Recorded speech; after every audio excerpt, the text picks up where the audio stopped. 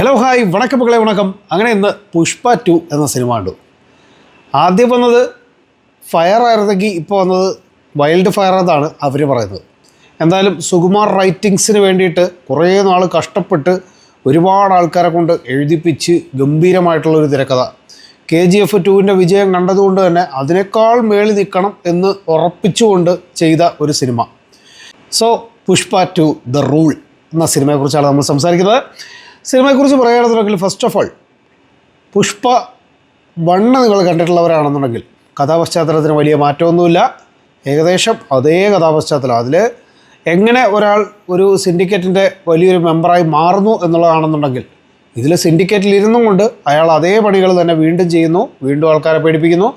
പിന്നെ ഇതിനകത്ത് നമ്മുടെ വിജയ് അണ്ണൻ്റെ പാസം സ്റ്റൈല് പിടിച്ചിട്ടുണ്ട്. ഏതാ വാരിസിൻ്റെ ഒരു വാരിസ് സ്റ്റൈലിൽ പോകുന്ന ഒരു ഗംഭീരം എന്ന് പറഞ്ഞു കഴിഞ്ഞാൽ വേറെ ലെവൽ ഫാമിലി ക്രിഞ്ച് ഡ്രാമ സാധനമാണ് നമ്മളെ പുഷ്പരാജ്.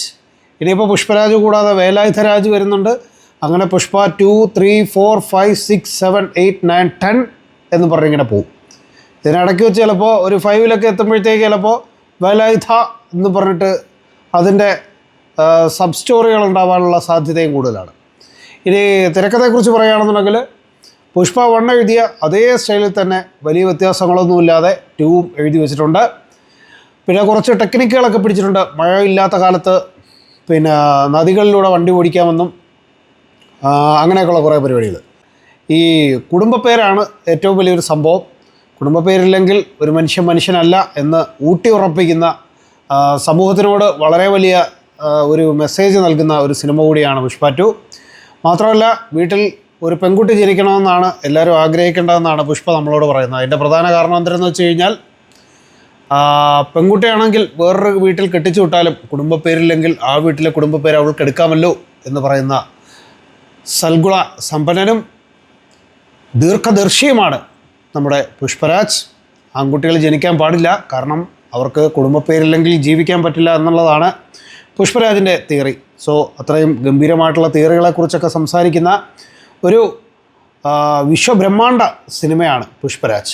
പിന്നെ ഇതിൻ്റെ സ്റ്റാർട്ടിങ്ങിൽ ഒരു ഫൈറ്റ് സീക്വൻസ് ഉണ്ട്.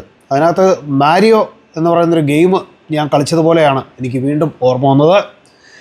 മറ്റൊന്നുകൊണ്ടല്ല, പുഷ്പരാജ് പറന്ന് ഒരു ക്രെയിനിൻ്റെ മുകളിലൊക്കെ കയറിയതിന് ശേഷം പിന്നെ പുഷ്പരാജിനെ വെടിവെച്ച് കഴിഞ്ഞാൽ പുഷ്പരാജ് മറ്റേ മാരിയോ ഗെയിമിനകത്ത് ചാടിപ്പോകുന്ന കണക്ക് ടൊയങ് ടൊയങ് ടൊയങ് ഇങ്ങനെ ചാടി പോയിക്കൊണ്ടിരിക്കുകയാണ്.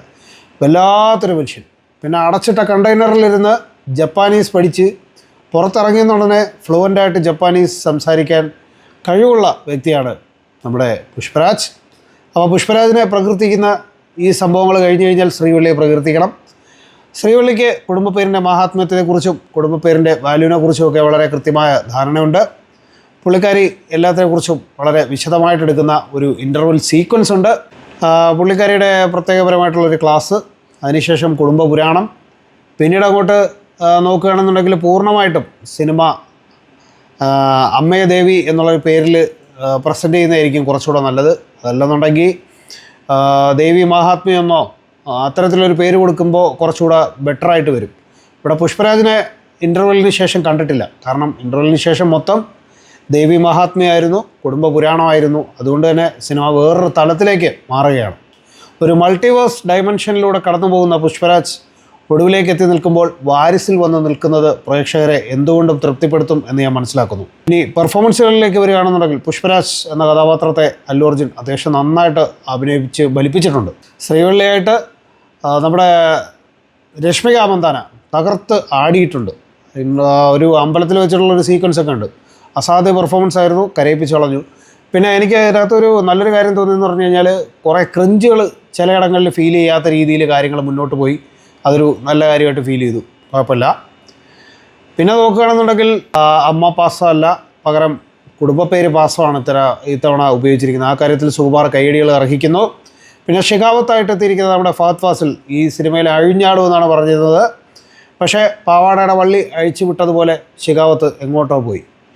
കുറച്ച് ഏരിയാസ് ഷിഖാവത്തിന് കിട്ടിയത് മാത്രം ഉണ്ടായിരുന്നു. അതിനുശേഷം ഷിഖാവത്ത് എനിക്കറിയാൻ വേണ്ടി ഷിഖാവത്ത് എന്തോ പിന്നെ സിനിമയുടെ ലെങ്ത് നിങ്ങൾക്ക് ഏവർക്കും ഇഷ്ടപ്പെടുന്ന തരത്തിൽ തന്നെയാണ് കാര്യങ്ങൾ ചെയ്തു വെച്ചിരിക്കുന്നത്. ഏതാണ്ട് 3.5 മണിക്കൂറോളം സിനിമ നിങ്ങളെ എൻ്റർടൈൻ ചെയ്യിപ്പിക്കാനാണ് സുകുമാർ എഴുതി ഫലിപ്പിച്ച് വെച്ചിരിക്കുന്നത്. അത്തരത്തിലുള്ള മികച്ച എഴുത്തുകൊണ്ട് തന്നെ പ്രേക്ഷകൻ തുടക്കം തൊട്ട് ഒടുക്കം വരേക്കും പൂർണ്ണമായിട്ടും സിനിമയുടെ വിഷ്വലിൽ നിന്ന് കണ്ണെടുക്കാതിരിക്കുന്ന ഒരു കാഴ്ചയുണ്ട്.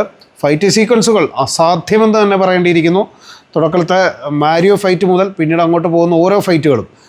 സിനിമയിലൊരു കാന്താര ഫൈറ്റ് യൂസ് ചെയ്തിട്ടുണ്ട്. കാന്താരയും പിന്നെ അതുപോലെ തന്നെ എന്താ പറയുക, ഒരു വെസ്റ്റേൺ കൾച്ചർ ടൈപ്പുള്ള കുറേ സ്റ്റെപ്സ് യൂസ് ചെയ്തിട്ട് ഒരു കാന്താര സ്റ്റൈൽ ഡാൻസ് പെർഫോം ചെയ്യുന്നുണ്ട്. Dance with ഫൈറ്റാണ്.